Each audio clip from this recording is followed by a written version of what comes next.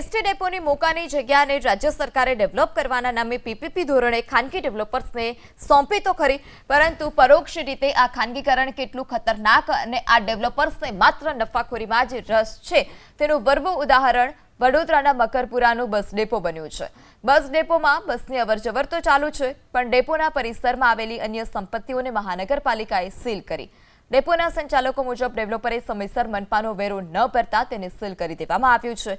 મકરપુરા વડોદરાનો મહત્વનો વિસ્તાર છે અને અહીં જમીન સ્ક્વેર ફીટના ભાવે વેચાય છે, ત્યારે બસ સ્ટેશન ડેવલપ કરવાને બહાને ડેવલપર દુકાનો અને ઓફિસ બનાવી મલાઈ ખાઈ ગયા હોય અને તકલીફ મુસાફરોને ભોગવવાનો વારો આપ્યો હોવાની માહિતી પણ સામે આવી।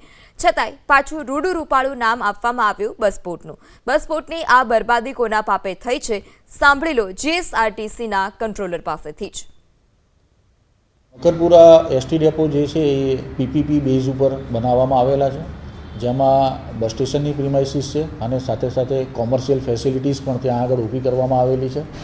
જે પીપીપી બેઝ હોવાના કારણે જે કોમર્શિયલ ફેસિલિટીઝ છે તે પ્રાઇવેટ પાર્ટી દ્વારા ઊભી કરેલી છે અને જે કોમર્શિયલ ફેસિલિટીઝ છે તેનું મ્યુનિસિપલ ટેક્સનું જે બિલ છે તે બાકી હતું, જેના કારણે વડોદરા મ્યુનિસિપલ કોર્પોરેશન દ્વારા મકરપુરા બસ સ્ટેશન ખાતે કંટ્રોલ કેબિન ઉપર તેઓએ નોટિસ આપેલી હતી અને ટૂંક સમયમાં અમે અમારી હેડ ઓફિસ વાત કરેલી છે અને જે બિલ્ડર છે તેઓ દ્વારા આની ભરપાઈ કરવા માટેની કાર્યવાહી કરવામાં આવશે।